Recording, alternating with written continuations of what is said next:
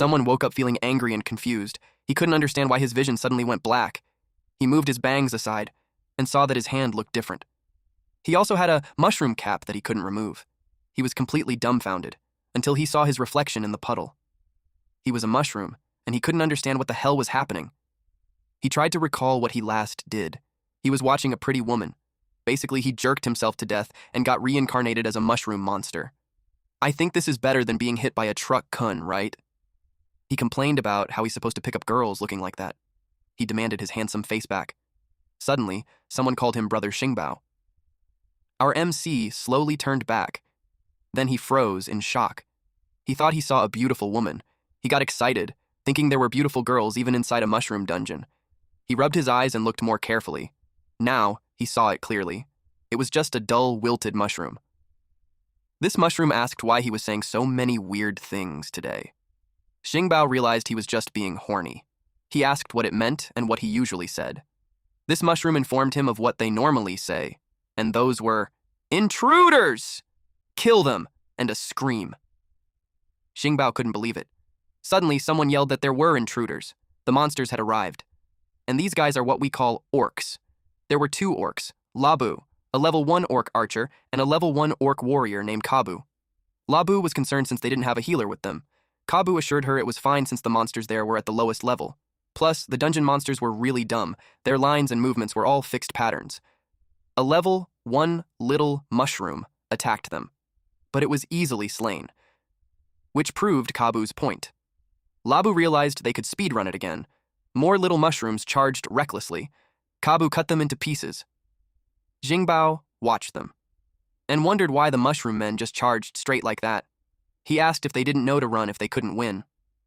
His mushroom friend explained that the mushroom men were non-playable characters, so they just followed their programming, unlike players who were free. He asked if those 2 orcs were players. He thought players were usually humans. The mushroom answered that he was just an NPC with a few extra lines of exposition, so that was all he knew. Their conversion was cut off as something nearly hit them. It was an arrow. The archer orc suddenly targeted them. Our boy immediately started running away, but his friend just stood there. He yelled at it to run, but then he noticed it didn't move at all. It completely froze. He rushed back, grabbed it, and told it to run. But the mushroom calmly replied that fleeing wasn't part of the mushroom men's programming. Xingbao stretched out his hand and told it to take it. He grabbed the mushroom's hand, and instantly, a data anomaly warning triggered. The system kept warning them nonstop, but he didn't care about the programming or the anomaly. For the first time, the mushroom felt something. It was touched by his actions. Meanwhile, Xingbao was only focused on one thing: surviving. This left the orcs confused.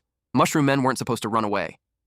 Kabu frowned and figured it was a bug, so he decided he'd file a report to the admin once they got out. Bug or not, Labu wasn't about to let them escape. So Kabu decided to log out first to submit the form. He casually warned her not to die, but she laughed it off. There was no way she'd die in a place like this. Xingbao quickly looked around for anything he could use as a weapon, but his friend told him there was nothing.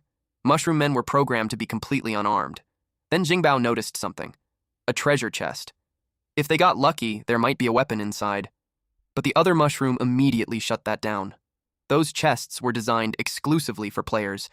NPCs couldn't open them. It tried to reason out more about it, but Xingbao still tried anyway.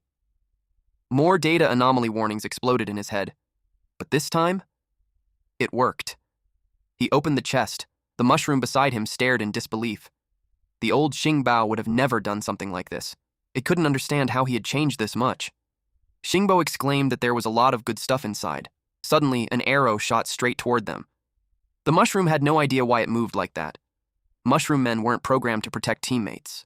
But still, it stepped in. It ran in front of Xingbao and blocked the arrow. It refused to let anyone hurt him. Xingbao froze as blood sprayed out. The arrow pierced straight through his mushroom friend's chest. And before he could react, a second arrow was already flying toward them. His friend collapsed to the ground. And something inside Xingbao snapped. He swatted the incoming arrow away. From the cliff above, Labu watched everything. She was stunned. A lowest-level mushroom monster just deflected her arrow, and it even opened a treasure chest meant only for players. At that moment, she realized it. This wasn't just a bug. This was a serious one. In another setting outside the dungeon, Kabu reported the bugs they had found this time. A man in a robe replied that he understood. Kabu wondered how long the dungeons had been running and why there were still bugs. The hooded figure explained that it was precisely because the dungeons had been running for so long that oversights during maintenance were inevitable. He added that it was not surprising for various little bugs to appear. He explained that after defeating the human coalition, the Great Lich feared the heroes would cause trouble with nothing to do. So he designed the dungeon system for the heroes' entertainment. Since then, the heroes had entered the dungeon as players to grind monsters, farm resources, and level up. All to kill their boring time. And if players found a bug, they submitted it to the necromancers, the admins, and waited for them to fix it. Back to this one again, Labu decided she would fix it herself. She didn't want to wait for the admins. She unleashed an arrow, and Xingbao anticipated it. He cut it with his knife. He was surprised by his own agile movements and realized that the Mushroom Man body's base stats were actually pretty good. More arrows were fired at him. He parried them all. He realized, however, that it wasn't easy to close the distance under continuous fire with the Mushroom Man's short legs. He wondered if there was anything he could use to block the arrows. Then he noticed the empty treasure chest and cut it open. As the next arrow approached, he used the lid as a shield. Labu wondered how a Mushroom Man could know how to use a chest lid like that. She noted that his actions and behavior were strange. She continued raining arrows down on him, but the treasure chest cover blocked them all. To her, he moved like a player. She was caught off guard when he suddenly leapt toward her and cut her body in half as he descended. Her bow shattered in the process. She collapsed into a pool of her own blood. Suddenly, a notification appeared, congratulating him on achieving first blood. With that, he unlocked a Mushroom Man racial talent called Mycelial Network. Through it, he could link with minions, transmit information and spores, and even share their skills and experience. Once the shared experience filled up, he could level up. He also unlocked another racial talent called Plant Mushroom. With it, he could plant himself or his teammates into enemy corpses or nutrient-rich areas to absorb nutrients and restore HP. After full absorption, he could even acquire the enemy's class and skills.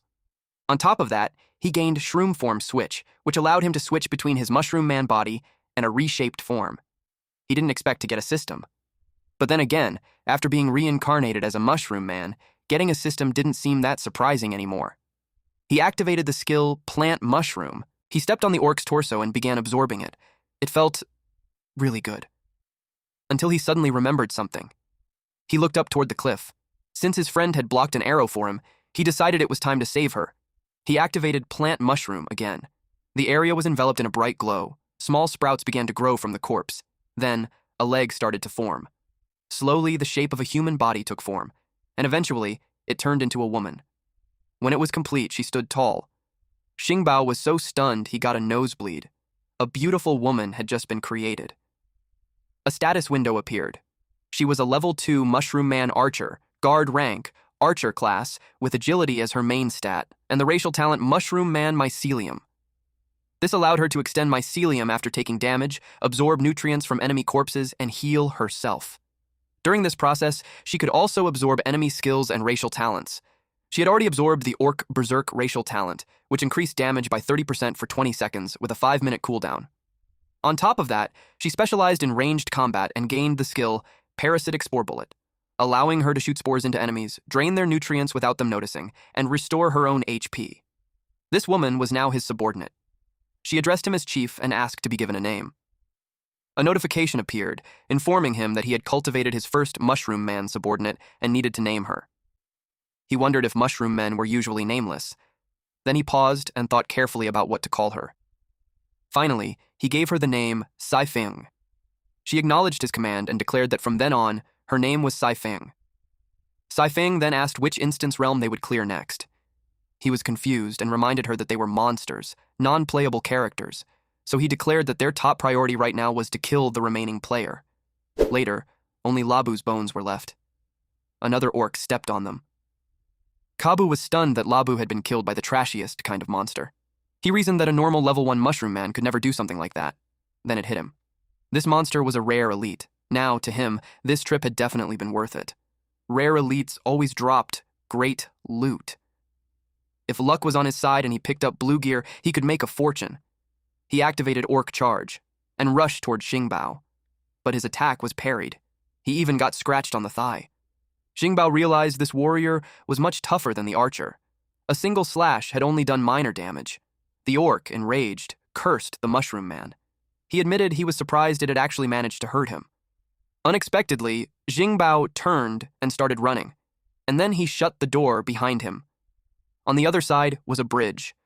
Of course, Kabu chased after him, smashing through the wooden door in the process. But then he stopped.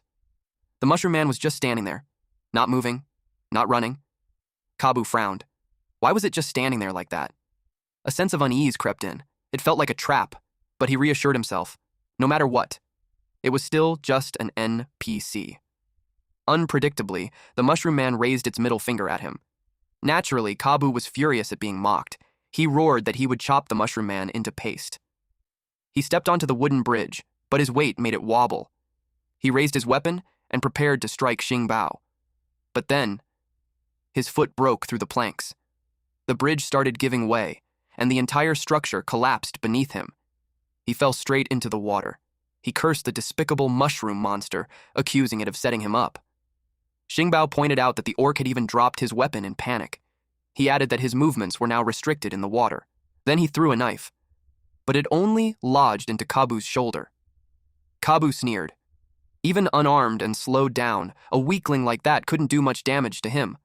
But then, out of nowhere, an arrow suddenly pierced through the side of his neck. A few seconds before that, the orc stood on the water, mocking the weakling, completely unaware that an arrow was speeding straight toward him. The arrow struck. It pierced through the side of his neck, sending water and blood spraying as it landed. He turned, demanding to know who launched the sneak attack, but before he could react, another arrow hit his head, and just like that, he sank into the water. Saifeng's orc berserk effect faded, and the orc warrior was eliminated. They dragged the corpse onto the shore for Xingbao to do his thing. He activated his ability and absorbed it, and gained the power to reshape his appearance. Smoke filled the air. When it cleared, he was back in human form. Saifeng stared, surprised to see something swinging between his legs. Xingbao panicked, but then he realized it was just the axe handle. For a second, he thought he had forgotten to wear clothes and was fully exposed. A status window appeared.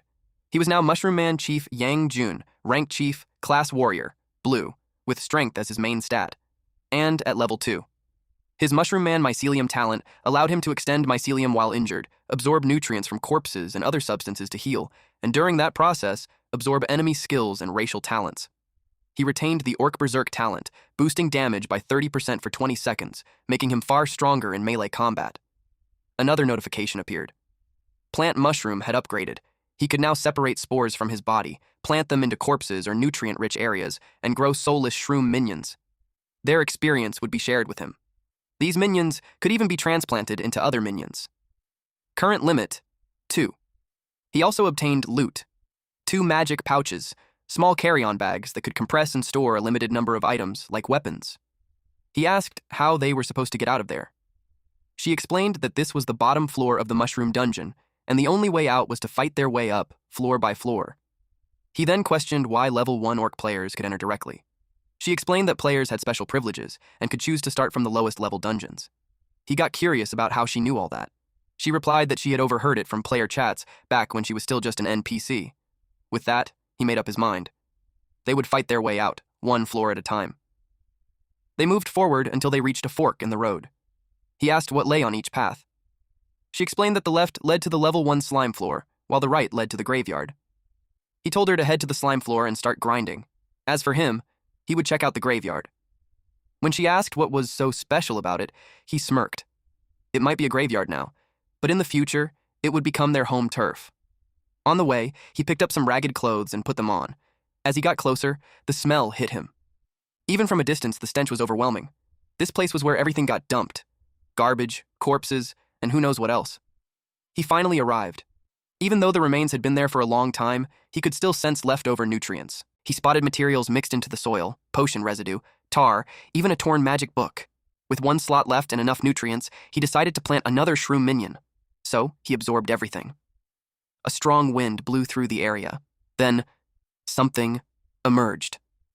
A mushroom, with a flaming head. A level 2 pyro shroom. Fire was its main stat. It had the skill Pyroblast, launching explosive fire attacks that engulfed enemies and drained their nutrients, and Blazing Sprint, boosting its movement speed by 50%. It looked intimidating. even if it was a bit small. Then he noticed something. Lights. His eyes widened. Lightning suddenly shot toward him. He reacted instantly and leapt away. Once he landed safely, he turned back and looked for the source. He was attacked by a level 2 graveyard dominator, a lightning snail. He realized it was a monster that fed on humus, making it a competitor occupying the same ecological niche as the mushroom men. He decided that it was time for the pyro shroom to shine. He ordered it to use pyroblast. A fireball rushed toward the lightning snail. It collided with the electricity and caused a huge explosion. The lightning snail was set on fire, but it counterattacked. It unleashed lightning strikes, forcing pyro shroom to use blazing sprint to evade. Our boy observed that the snail moved very slowly and recognized it as a weakness he could exploit. Pyro shroom released flames again, and upon contact, another explosion erupted. The smoke and dust slowly settled. It revealed a roasted lightning snail. Pyro shroom waved happily at Jun. Our MC then told it to stop fooling around and check if the enemy was completely dead. Pyro shroom gave an okay signal. Unexpectedly, its head was sent flying. The snail had come out of its shell. It was still freaking alive, and was now standing on 2 legs. Jun attacked immediately. The snail mocked him, saying he couldn't hit it. It moved behind him, and their attacks clashed. The lightning snail commented that he was slow as a snail. Jun realized that after discarding its shell, the creature moved as fast as lightning. He watched it dash around at incredible speed. He admitted that without its shell, it was much lighter. It charged toward him again. Our boy anticipated the attack. At the last second, he ducked, revealing the fireball prepared by Pyro Shroom. The fireball rushed straight toward the snail. At the last moment, the lightning snail evaded. More fireballs rained down on it, but it kept mocking them, saying they couldn't hit it. Jun simply observed. The lightning snail laughed, saying that even at the same level, he had completely missed. Jun calmly replied that he hadn't missed at all. He wasn't aiming for the snail in the first place. Then, the ceiling rocks came crashing down. The lightning snail finally understood his strategy, but it was still confident they wouldn't hit it. Then, Jun activated Orc Berserk and Orc Charge. The entire area turned chaotic. The lightning snail realized Jun was using the thick smoke as cover. It believed it could still dodge anything. But then, Pyro Shroom appeared. And at the same time, Jun rushed in from behind. It didn't expect him to layer one surprise attack over another. It was caught completely off guard. The impact was brutal. Its body slammed into the wall and splattered, leaving only blood behind. Jun placed his hand over it. A notification appeared, announcing that the electric snail had been destroyed, increasing his nutrient points and unlocking Shroom Soldier spores. He leveled up to level 3, and could now cultivate 3 Shroom Soldiers. He also learned a new skill, Etherealize. Through it, Shroom Soldiers connected to his mycelial network could awaken, absorb nutrients, and increase their combat power. He planted a new Shroom Soldier, Volt Shroom. Its main stat was electric, a fast-moving unit that could convert absorbed nutrients into electrical energy and release electric shocks to attack enemies. It entered an ethereal state. Now, his forces included a level 3 Volt Shroom and a level 2 Pyro Shroom. He was pleased. He ordered them to clean up the area quickly. From this point on, this place would be the Mushroom Men's base camp. Then he paused and wondered how Saifeng was doing. It had been a while since he last gained experience, which meant one thing: she might have run into trouble. Meanwhile, Saifeng defeated numerous slimes, until a monster showed up and asked if she was the one shooting his underlings like target practice. This was the level 2 Slime King. It remarked that she looked strangely familiar, like it had seen her somewhere before. Before it could finish speaking, it was hit. Annoyed, it complained that it hadn't finished talking and called her rude. He was surprised when another attack was about to come. Several arrows struck him, but it claimed that poking holes in it was useless. It punched Saifeng. The impact was strong. Slime King boasted that it wasn't like those underlings. Its body was highly malleable, and physical attacks would only make it lose a bit of fluid.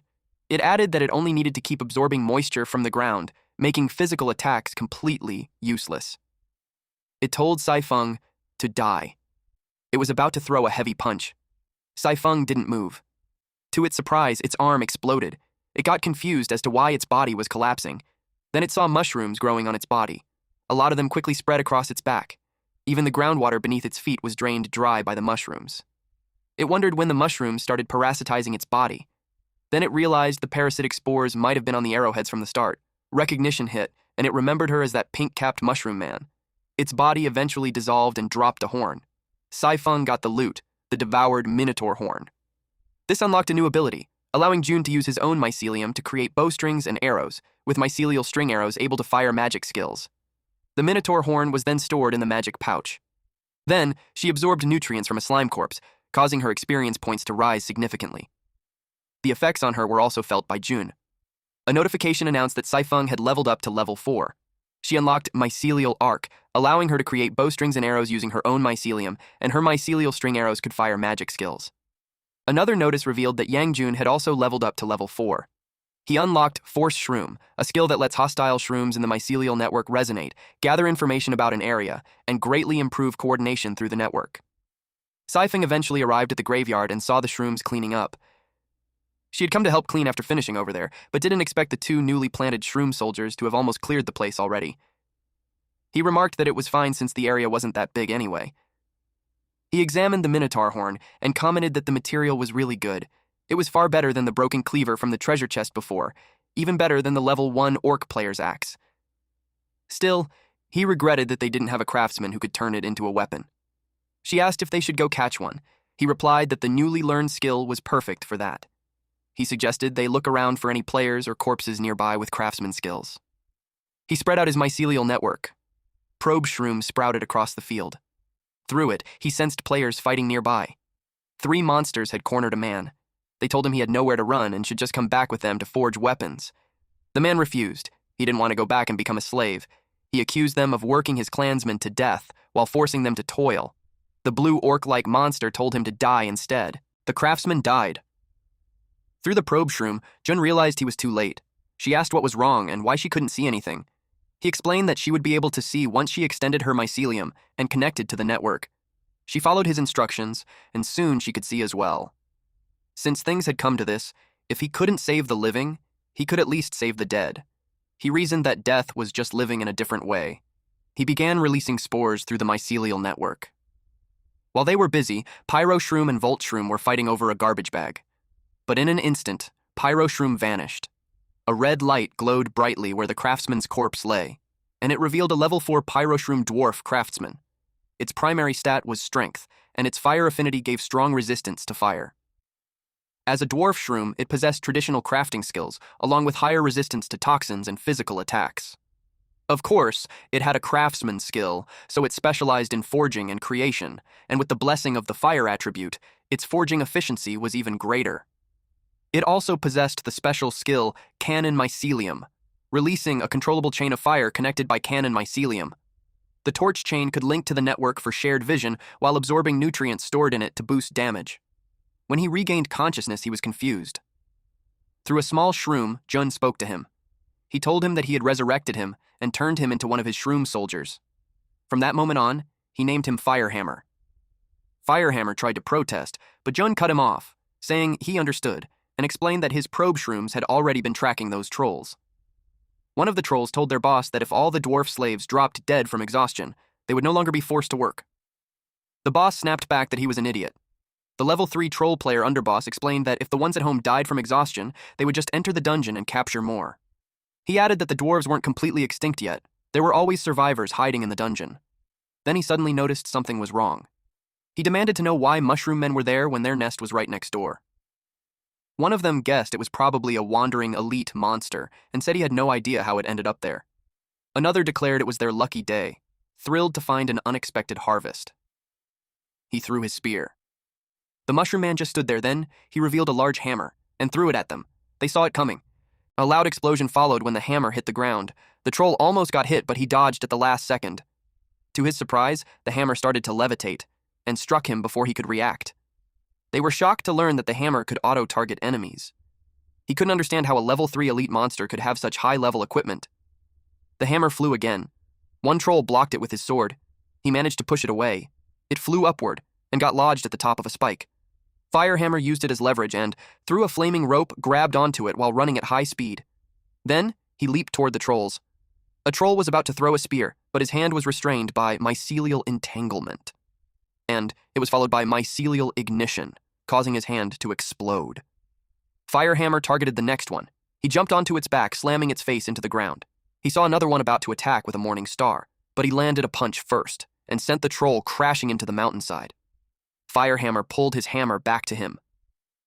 The troll was shocked when he broke the wooden pillars above to cause a cave-in. Even after taking a few hits, the troll stayed confident. He thought he could still dodge the next attack. Firehammer unleashed Firehammer Ignition. The hammer was covered in flames. Then he activated Flying Hammer Fire Rain. The troll knew there was no way to dodge it. When it hit the ground, the flames triggered a chain of explosions. The system notified that the giant deer player had been eliminated. A notification announced that Craftsman Firehammer had reached level 5. He unlocked a new skill called Scrap Recovery, allowing him to strike debris left by the hammer and recover any usable parts. Another notice revealed that Jun had reached level 5 and unlocked a new item. Bundle Foil. A rare and durable work hoop that could be assigned to subordinates to help with daily tasks like forging, gathering, and cultivation, and in emergencies, it could also be used as a Jaeger. Saifeng had also reached level 5 and unlocked a new skill, Instant Backstep, allowing Jifeng to teleport to an arrow he had fired through an arrow thread. Jun told him he had done a great job. He sent the coordinates and told them to come find him. Moments later, they met, and Firehammer hesitantly asked if his chief was human. Jun explained that the reshaped form of a mushroom man was influenced by the race they had in life, and since he had been human before, he now looked human. He added that Saifeng had also been human before being turned into a mushroom man by the Archmage, so her reshaped appearance was human as well. By that logic, he concluded that Firehammer was roughly the same. He changed the subject and asked if Firehammer could use the horn to forge weapons for them. Firehammer agreed that the horn was good material, but he warned that they still needed other materials, and it didn't seem like there were any around. Jun replied that this was the Great Graveyard, so materials would arrive soon enough. He heard a noise above, and not long after, weapons started being dumped through the hole. They picked up a discarded magic iron bracelet. Firehammer used a salvage hammer to reforge it. He threw it into the furnace. Apparently, these wasted equipment are turning into magic iron ores now. On top of that, a level 5 farm shroom assisted him. Firehammer used his forging hammer again, and told the chief that the weapons were done. He also used scrap materials to make him some pants and shoes. He examined the exquisite double-edged sword closely and realized it was far better than the crude orc axe from before. He said it was a really good weapon. It had low magic power. The user could infuse mana into it to cast spells from the blade. The material was quite common, so there was a risk of damage if high-intensity spells were used for too long. Saifeng held an exquisite mycelial bow. It also had low magic power. The user could use their own mycelium as the bowstring and channel spells into the arrow through it. If it fired enchanted arrows of very high intensity, there was a risk of damaging the bow itself. Firehammer told him he had sewn a magic pouch into the lining of his clothes. Now, it was much easier for him to take out weapons. Saifeng asked where they were going next. He answered that they were going to punch through the floor. Over the past few days, he had used the mycelial network to explore the area. The Great Graveyard was at the very bottom. If they went straight up through the garbage chute, each floor had a one-way barrier that only allowed movement downward. But at the end of each floor, there was a passage leading to the next level.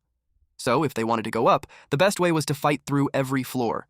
Besides, they couldn't just let others stay peacefully in their territory.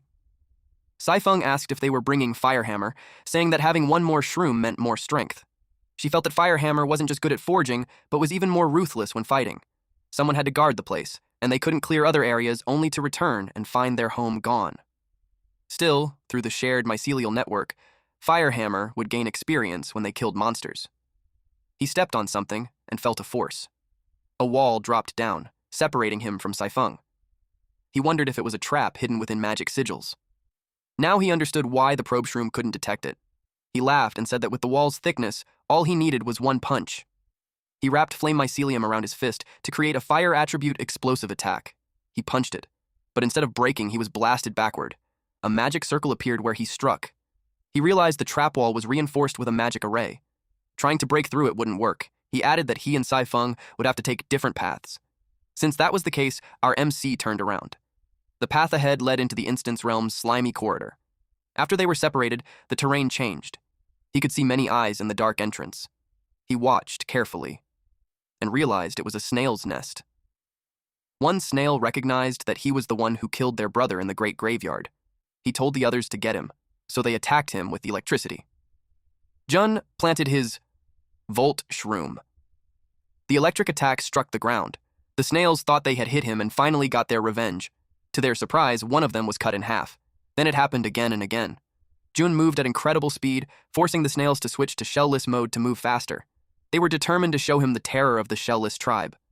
but they sensed the mycelium. In a blink, Jun had trapped all of them and activated mycelial detonation. It triggered a series of explosions, and he kept receiving notifications of increased experience. Moments later, he reached the door and went inside. It should have been the boss room, but it was empty, until he sensed something. A monster jumped onto his back. Fortunately, he escaped in time. He saw a snail shell. It spun toward him. He blocked it with his sword, but it kept spinning. The force launched him into the air. That's when he used his mycelium. It latched onto the shell, and he activated mycelial lightning channeling. An explosion followed. The area filled with smoke. The level 5 Snail King revealed itself. It was a tall, bipedal snail with armor and a sword. Jun realized there was a second phase, and he found it interesting. Meanwhile, Saifeng drew Jun in her mushroom form on the ground.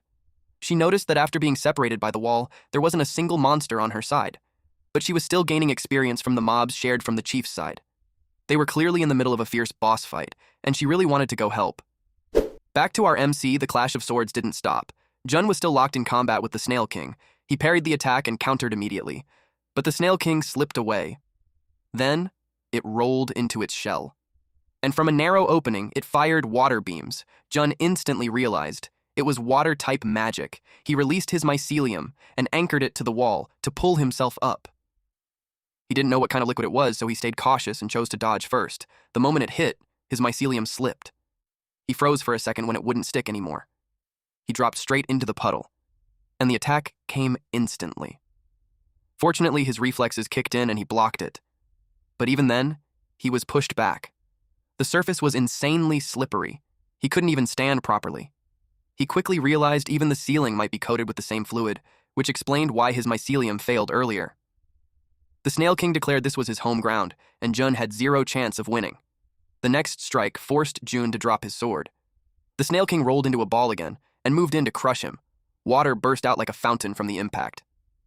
Seeing the mycelium, the Snail King asked if he was a mushroom man, then mocked him for daring to compete, calling him nothing more than something at the bottom of the food chain.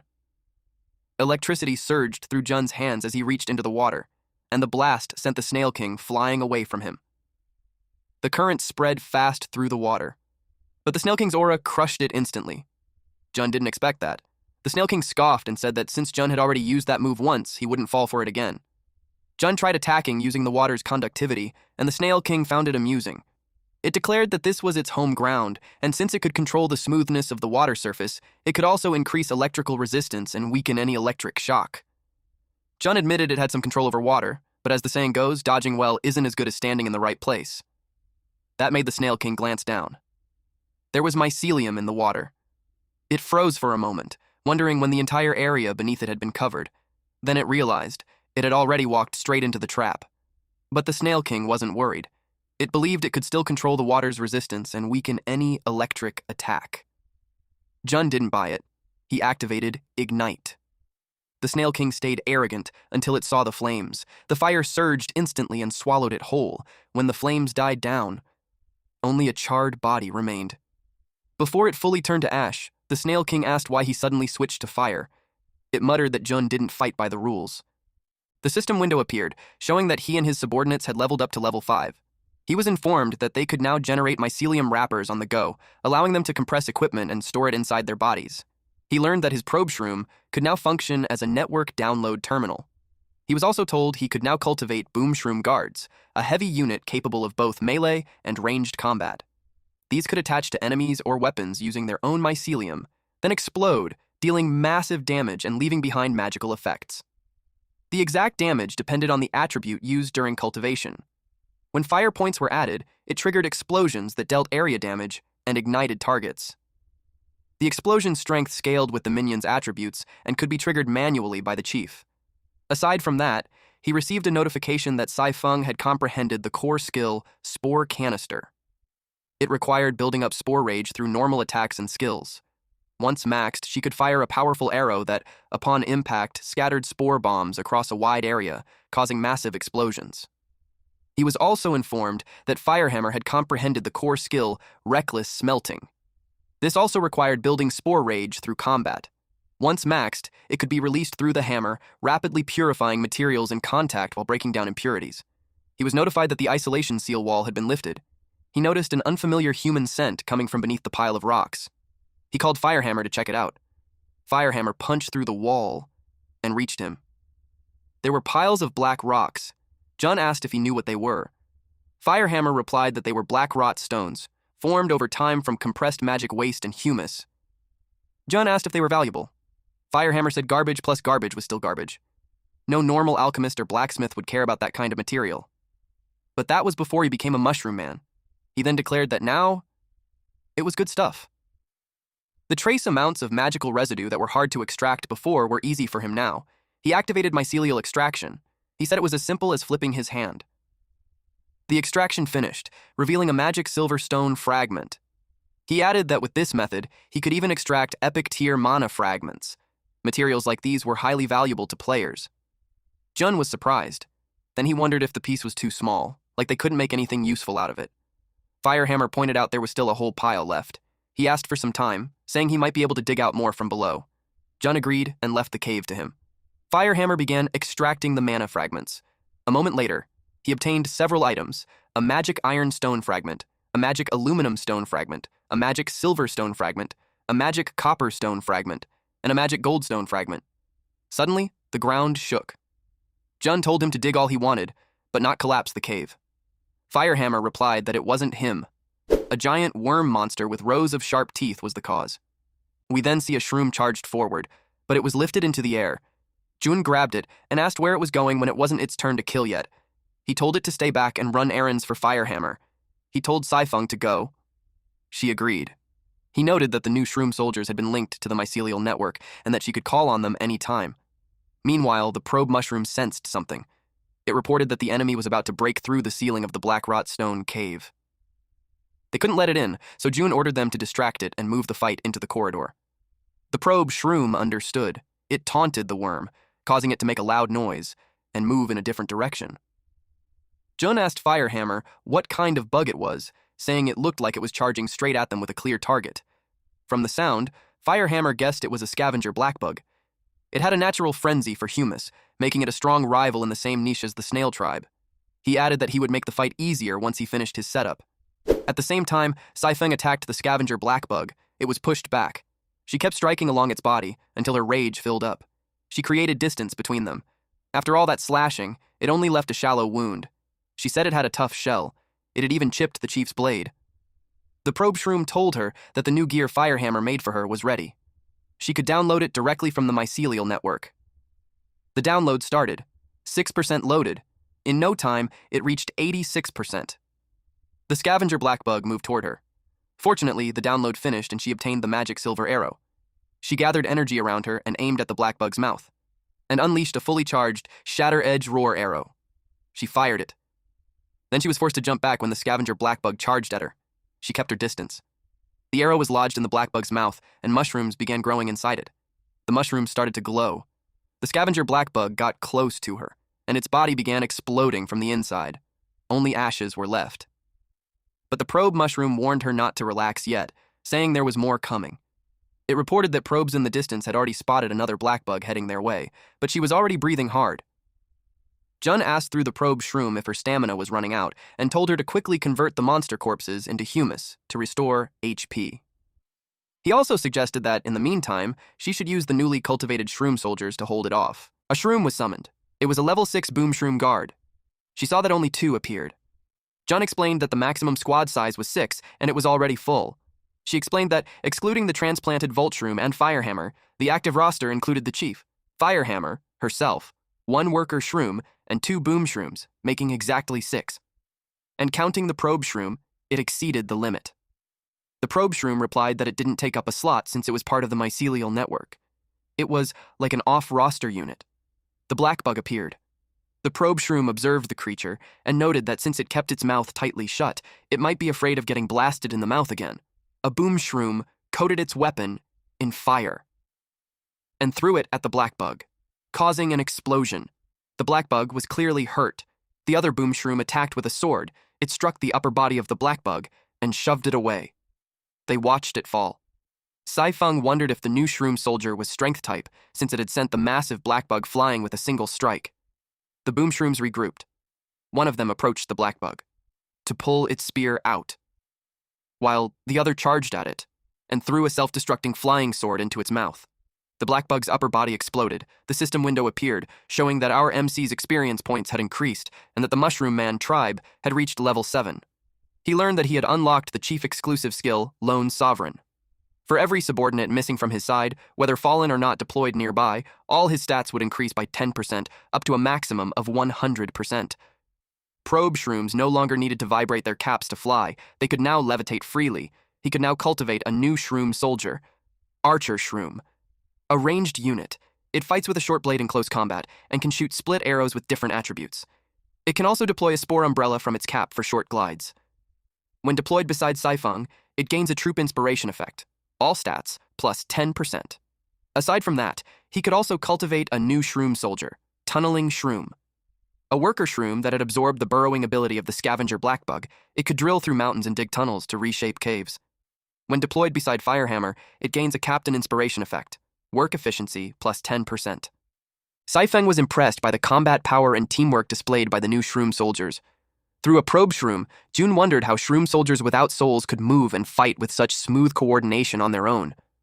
Saifeng asked what he meant. Jun explained that the chief was controlling them through the mycelial network. Deep within the cave, glowing pink energy spread across the ground.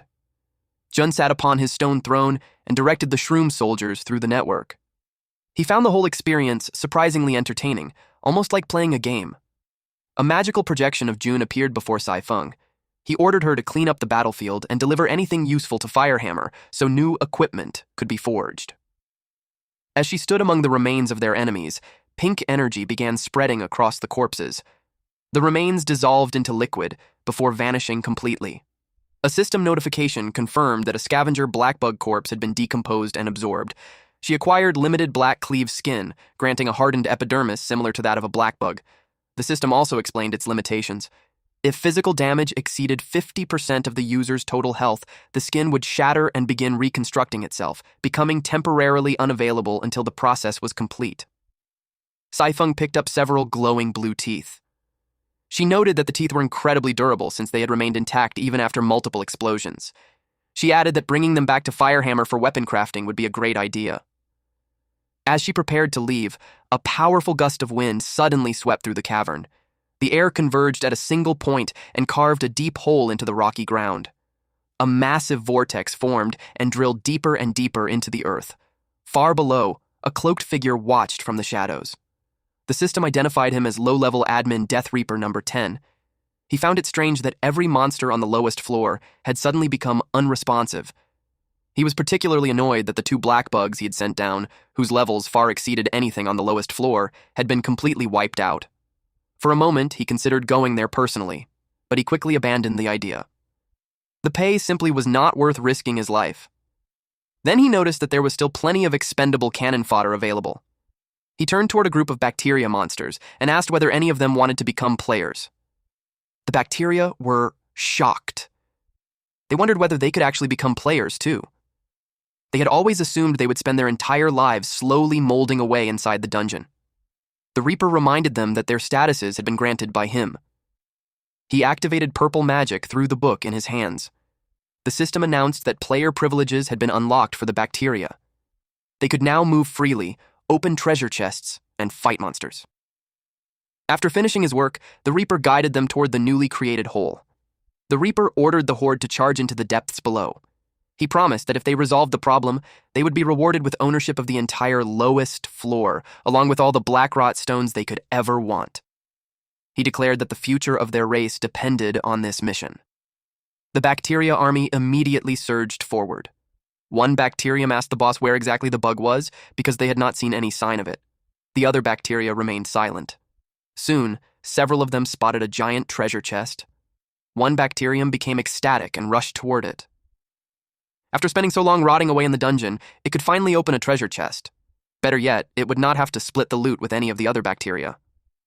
The bacterium reached the chest and forced it open. It carefully peeked inside. Suddenly, a hand shot out from within the chest. The hand grabbed the bacterium and dragged it inside. The lid slammed shut. Pink energy wrapped itself around the bacterium. Then, without warning, something abducted it. Another bacterium glanced backward and realized its companion had vanished. The captured bacterium was dragged across the rocky ground and pulled deeper into the cave. It tried to cry out, but its mouth was clamped shut. Moments later, it disappeared completely. Soon, another bacterium noticed something strange. It realized there should have been more of them. The group had entered the cave together. It asked its companions where the missing bacteria had gone. One bacterium simply shrugged. Suddenly, an arrow cut through the air and killed one of them. The remaining bacteria were shocked. One of them demanded to know who had attacked. It looked upward and spotted the culprit. The attacker was Milan, a level 7 archer shroom. Thanks to her captain's inspiration effect, all of her stats had increased by 10%. She timidly apologized for attacking them. Saifeng immediately scolded her for apologizing to the enemy. Milan panicked and apologized to Saifeng as well. Saifeng could not help thinking about how fierce the black bug had been, yet the archer shroom created from its corpse had somehow inherited a timid personality. Milan apologized once more as she drew her bow. Then she released another arrow. Crackling energy surrounded the projectile. The arrow struck a bacterium. The bacterium smugly declared that if it did not demonstrate its strength, she might actually think it was weak. This bacterium activated Split Arrow. The attack scattered across the battlefield and struck multiple bacteria. The victims stared in confusion. Then they collapsed one after another. Even the bacterium who had launched the attack was stunned by the result. The elite bacterium proudly declared that its race had survived for millions of years. There was no way they could be wiped out by simple physical attacks, especially not while it was in command. Milan calmly pointed out that high temperatures were required to properly eliminate bacteria. She gathered fiery energy into her bow. A flaming arrow shot across the battlefield. It struck another bacterium directly. The projectile exploded on impact and engulfed the target in flames. Milan immediately celebrated her first victory. Saifeng scolded her again and reminded her to confirm the kill before celebrating. Milan timidly agreed. Then both of them suddenly sensed something. Milan was the target. A powerful attack crashed into the rocky terrain where she had been standing. The Bacteria King greatly enjoyed the privilege of becoming a player. The system identified him as the level 8 Bacteria King. He was thrilled that he could finally leave his territory, move around freely, and push beyond the limits that had restrained him for so long. Saifeng leaped down from the cliff to avoid his attack. She told Milan that the monster was far too dangerous for her to face directly. She ordered her to retreat farther away and focus entirely on ranged support. Milan agreed and apologized for causing trouble. The Bacteria King suddenly jumped down from the cliff. The ground shattered beneath his tremendous weight. Saifeng immediately raised her bow and fired several arrows. The Bacteria King casually deflected every single shot. Then a flaming arrow streaked toward him. The Bacteria King parried it as well. The arrow exploded behind him. He mocked them for being weak. Milan felt disappointed that even her explosive arrow had been blocked. Saifeng calmly stated that making him turn his head was all she needed. She immediately released 3 more arrows. The Bacteria King burst into laughter and asked whether his pressure had frightened them so badly that they could not even aim properly anymore. All 3 arrows had apparently missed. Then he suddenly froze. When he looked behind him, he discovered that the tails of the arrows were connected by strands of mycelium. The arrows had embedded themselves into the surrounding walls and formed a trap around him. His body was restrained. The Bacteria King scoffed and claimed that a few strands of mycelium could be broken with minimal effort. He flexed his strength and attempted to tear through the restraints. Instead, a surge of energy shot through the mycelium and shocked his entire body. Saifeng observed him carefully. The Bacteria King was left steaming from the attack. Saifeng immediately ordered the Shroom Guard to cut off the bacterium's head. The Shroom Guard charged forward without hesitation. Suddenly, a swift slash flashed through the air. Saifeng and Milan were both shocked. The sword strike never reached the Bacteria King. Instead, the Shroom Guard suddenly froze in place right before delivering the finishing blow. Saifeng could not understand what had happened. She wondered why the Shroom Guard had stopped moving and why it refused to swing its sword. The Bacteria King let out a smug laugh. He revealed that when he had been pushed to the brink, he had started infecting the mycelium strands restraining him. During that process, he discovered that everything in the area was connected through the same network. Because of that connection, the Shroom Guard had already been infected before it could complete its attack. As a result, the guard no longer obeyed any commands. The Bacteria King mocked their dependence on the mycelial network and declared that they would all be infected together. Spores rapidly spread throughout the cave. A rain of infection descended as the Bacteria King laughed triumphantly. Jun immediately ordered every shroom connected to the network to disconnect and remain offline. He promised that he would arrive shortly. Saifeng immediately followed the order and disconnected from the network. Milan disconnected as well. Saifeng glanced at her hand and wondered whether she was still infected despite severing the connection. A severe bacterial infection warning suddenly appeared before her. She collapsed and coughed up blood. Milan became completely paralyzed and fell to the ground. The Bacteria King laughed at their condition. Now that they could no longer move, they were completely helpless. He explained that disconnecting from the network was pointless because his bacteria could spread through the air itself. According to him, the battle was already over. Just as he approached the two helpless shrooms, Jun arrived. Without hesitation, he kicked the Bacteria King. The impact was so powerful that the Bacteria King was launched straight into the ceiling. Saifeng immediately apologized to Jun for being infected. Jun did not blame her. Instead, he admitted that the mistake was his. He had failed to gather enough information about the enemy beforehand. He ordered her to take the others and retreat while he handled the battle personally. The Bacteria King's head remained embedded in the ceiling. He pulled himself free. Then he demanded to know whether Jun was the boss of this place. The Bacteria King immediately dove downward with a vicious strike. Jun blocked the attack using his axe. He continued parrying every incoming blow. A system notification appeared. One subordinate had left the battlefield. As a result, all of Jun's attributes increased by 10%. Jun retaliated with a fully charged strike. Their weapons collided again and again. Saifeng watched the battle closely. Suddenly, the Bacteria King chuckled while blocking another axe strike. A second notification appeared. Since two subordinates had left the battlefield, all of Jun's attributes had increased by 20%. Jun suddenly raised his free arm. The movement caught the Bacteria King completely off guard. Then Jun unleashed a devastating punch directly into the bacterium's face. The full force of the blow connected. The Bacteria King was sent flying backward. The ground shattered upon impact. The Bacteria King could not understand what was happening. Each of Jun's punches felt heavier than the last. Before he could recover, Jun suddenly leaped toward him. The sudden charge caught the Bacteria King completely by surprise. Then Jun unleashed a relentless barrage of attacks. Jun continued hammering the Bacteria King relentlessly. He knew better than to stop attacking a monster before the system confirmed the kill. Suddenly, something felt wrong. He coughed up blood and dropped to one knee. The Bacteria King laughed and mocked him, saying they never seemed to learn. He explained that intense close combat only sped up the infection process. He remarked that Jun had truly gone all out and nearly hacked him to death. Then he revealed that his parasitic bacteria had already spread throughout the flora covering Jun's body. The Bacteria King activated his parasitic bacteria healing skill and began regenerating his wounds. He declared that his counterattack was about to begin. Jun was caught off guard. The Bacteria King kicked him hard and sent him flying. Jun skidded across the ground and dug his axe into the floor to slow himself down. The bacterium locked onto him and suddenly vanished. Jun immediately sensed an attack coming from his blind spot. The Bacteria King unleashed Tetanus Blade.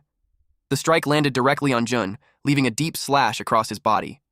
The bacterium pressed the attack, unleashing Golden Bacillus Blade. It followed up with Bacillus Blade cutting at Jun mercilessly. The relentless combo slammed Jun straight into a wall.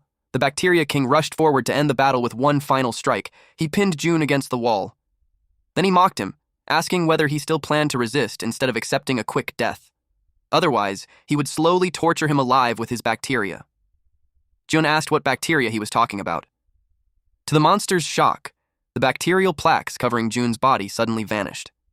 Reeling backward, the Bacteria King could not understand what had just happened. A system notification appeared. Because all of Jun's subordinates had evacuated the battlefield, all of his stats were boosted by 60%. It also displayed Saifeng's shared skill, Limited Black Tough Skin, which created a hardened epidermis that shattered and reconstructed whenever physical damage exceeded 50% of maximum health. While reconstructing, the skill remained unavailable. Jun raised his arm and blocked the next attack.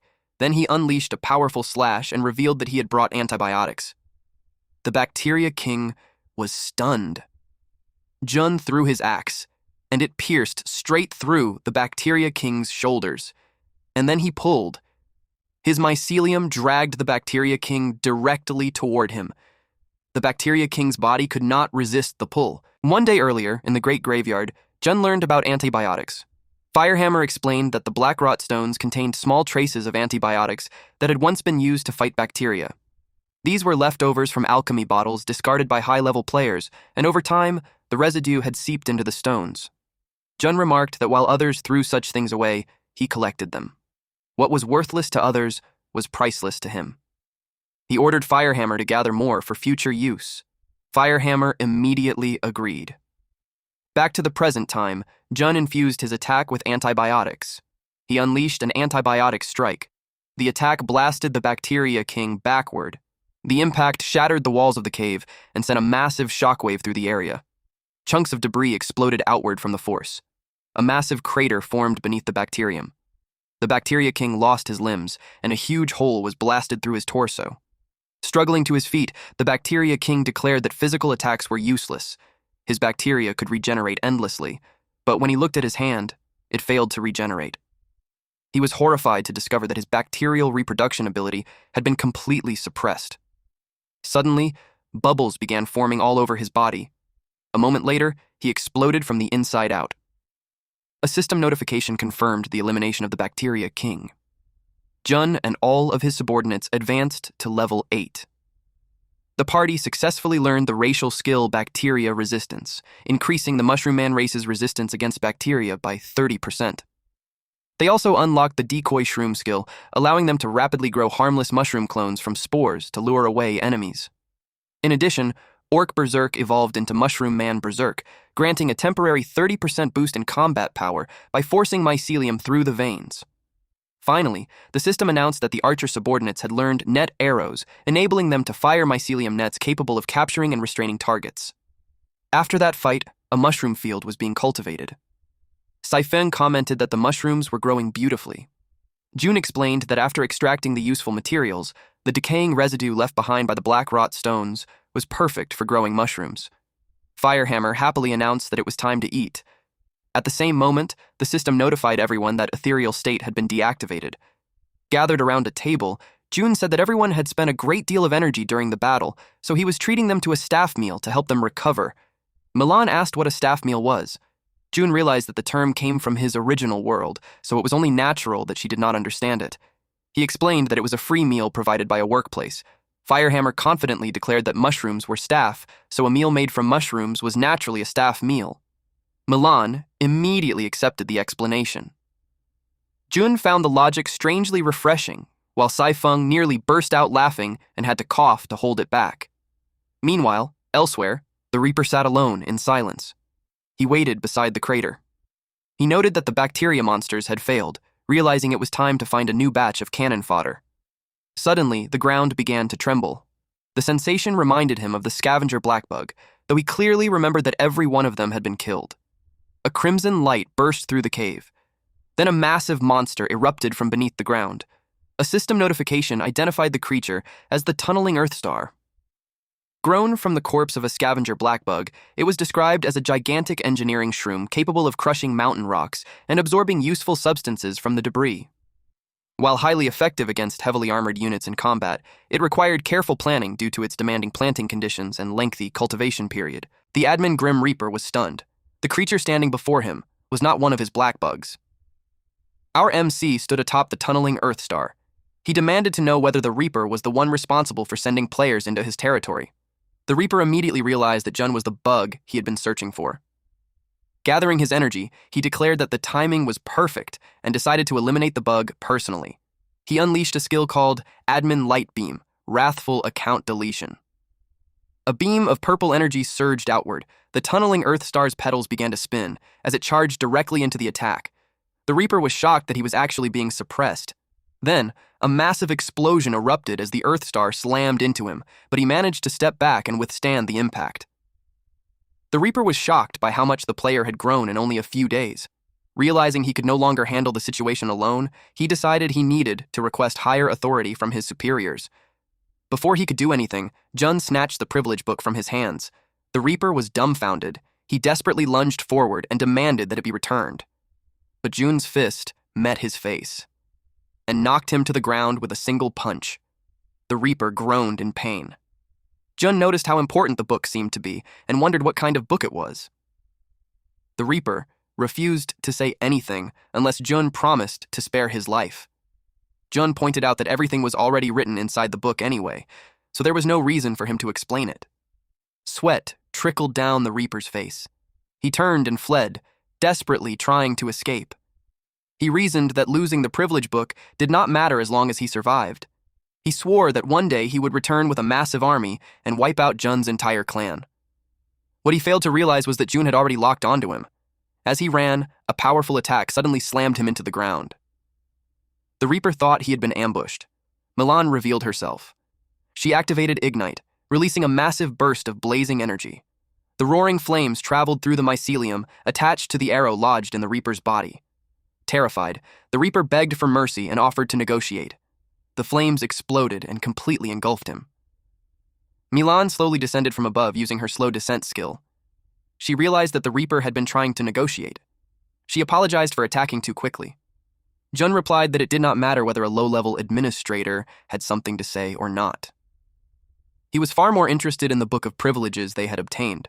Saifeng asked whether the book had any practical use. Jun explained that it allowed them to monitor the movement trajectories of monsters and players within a limited area. It could also remove rule-breaking players from the dungeon. Most importantly, it had the authority to grant certain NPCs the status of a player. Jun pointed out that once an NPC gained player status, they could leave their restricted zones, open treasure chests, and mine ores freely. Saifeng suddenly realized that they could have left their original territory long ago and continued expanding upward. She wondered whether they already counted as players. Jun corrected her. According to the book, they were classified as bugs. Saifeng immediately understood. As long as the bug remained unresolved, other administrators would continue sending players down to eliminate it. Suddenly, an incoming administrator communication request appeared on the book. Saifeng worried that answering it might expose them. Jun told her there was nothing to fear and instructed her to answer it. A Reaper's face appeared on the screen. Immediately, he looked annoyed. The Reaper saw that he was speaking to another Reaper. He demanded to know why it had taken so long to answer. Jun, disguised as the Reaper through his mycelium, nervously explained that he had been delayed while dealing with the reported bug. The administrator scolded him and said that taking so long to handle a simple bug was exactly why he deserved to stay at the bottom forever. He then reminded him to mark the bug's status as resolved later. Jun laughed awkwardly and acknowledged the order before asking if there were any additional instructions. The administrator pointed out that his sudden enthusiasm was unusual, since he normally avoided work whenever possible. He then mentioned a data anomaly on the 3rd level from the bottom and ordered him to investigate and resolve it. Then the call ended. Saifeng was amazed that Jun's mycelial disguise had successfully fooled the administrator. She asked whether they were planning to head down to the 3rd level from the bottom. Jun replied that there was no need to rush. Since they were being treated as cannon fodder anyway, he decided to first expand the mycelial network and scout the surrounding area. Suddenly, Saifeng noticed that Milan was nowhere to be seen. Jun could not sense her through the mycelial network either. He quickly realized that she was offline. He immediately contacted Probe Shroom and demanded to know where it was and whether it had seen Milan. Probe Shroom replied that it was currently at the end of the 1st level. It urgently told Jun to come over at once and see what it had discovered. Jun quickly arrived at the cave entrance where Milan had disappeared. Probe Shroom confirmed that it had followed Milan's spores all the way to this location before the trail suddenly vanished. Every time it tried extending the mycelial network beyond this point, the connection was severed. Jun carefully inspected the area and noticed that the massive tree root had been chewed apart. Realizing that whatever lived here fed on wood, he began to suspect something. He stared at the enormous tree root covered in bite marks. Thanks for watching, bros. If you enjoyed this update, make sure to drop a like and hit subscribe so you never miss the next chapter we upload here on Manhwa Updater. New episodes from the main Manhwa dealer channel will always land here every week, so stick around and stay updated. And hey, if you want more fire stories, check out the latest upload on the main channel right after this. As always, stay cool, stay awesome, and I'll see you in the next one.